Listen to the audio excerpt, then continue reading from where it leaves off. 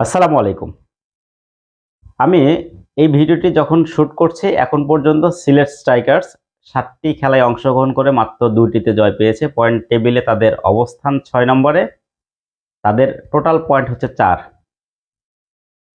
Sylhet strikers তারা সর্বশেষ যে ম্যাচটিতে পরাজিত হয়েছে এরপর তাদের ক্যাপ্টেন প্রেসে বলেছেন, সংবাদ সম্মেলনে বলেছিলেন আক্ষেপ করেই তাদের ফরেন যারা বা ফরেন রিক্রুট করেছেন যাদেরকে তাদের পারফরমেন্সে তারা সন্তুষ্ট নন এবং এমনটাই বলেছেন যদি ১৫০ রানও করতে হয় এবং সেক্ষেত্রে যদি ফরেন ক্রিকেটাররা যদি সেই সাপোর্টটা না দিতে পারে তাহলে ম্যাচ জেতা খুবই কঠিন। সত্য কথা হলো গত আসরের চেয়ে আমার দৃষ্টিতে মনে হয়েছে সিলেট স্ট্রাইকার্স এইবারের বেশ শক্তিশালী দল গত আসরের চেয়ে। কিন্তু তারা পয়েন্ট টেবিলের এত তলানিতে কেন বা তারা এতটা মানে মানে প্রপার ক্রিকেটটা খেলতে পারছে না তার কারণটা আসলে কি? আমার কাছে খুব বেশি কারণ মনে হয়নি, হাতে গোনা ২-৩টা কারণে তাদের টিম ম্যানেজমেন্টের একটা বড় দুর্বলতা আমার দৃষ্টিতে ধরা পড়েছে, যে কারণে তাদের ম্যাচগুলো হারার পিছনে ওই কারণগুলো সবচাইতে মুখ্য কারণ হিসাবে আমি মনে করি আর কি।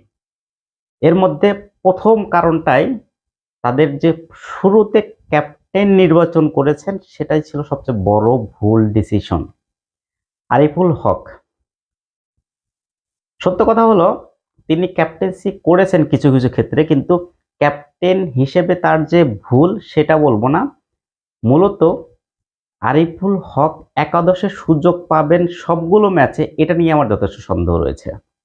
এই কারণে এই কথাগুলো বলছি, কারণ আরিফুল হক মূলত নাম্বার 7-এ ব্যাট করে থাকেন। নাম্বার 7-এ যদি ব্যাট করে থাকেন তাহলে তাকে শুধুমাত্র ব্যাটসম্যান না, এর পাশাপাশি বোলিংয়ের দায়িত্বটাও নিতে হবে। কিন্তু বোলিংয়ে তিনি যে মানের বলার, সত্যি এই বিপিএলে তার বল কোনোভাবেই কার্যকর হওয়ার কথা না এবং সেটা এখন পর্যন্ত হয়নি।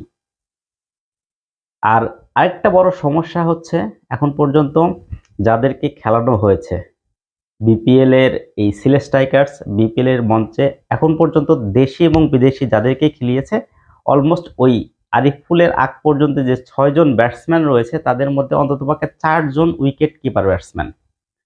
জাকির আলী অনিক, জাকির হাসান, ওই স্কটিশ জর্জ মানসি এবং রনি তালুকদার, তিনিও কিন্তু উইকেট কিপার ব্যাটসম্যান। ফলে অলমোস্ট এই ৬ জনের মধ্যে ৪ জন হচ্ছেন উইকেট কিপার ব্যাটসম্যান। বাকি অ্যারন জোন্স তিনি লেগ স্পিনটা করতে পারেন। এই ইউএসএ এই আমেরিকান খুব ভালো লেগ স্পিন করবেন না বা করতে পারবেন না সেটা আমরা আগে থেকেই জানি। পল স্টার্লিং তিনি মোটামুটি একটা অফ স্পিন করতে পারেন, বা রাকিম কর্নওয়েলকে নেওয়া হয়েছিল, তিনিও ইনজুরির কারণে খুব বেশি ম্যাচ খেলতে পারেননি। এটা তাদের জন্য সবচেয়ে বড় একটা দুশ্চিন্তার জায়গা বা দুশ্চিন্তায় ফেলে দিয়েছে রাকিম কর্নওয়েলের এই পুরো মৌসুমে না থাকার কারণে।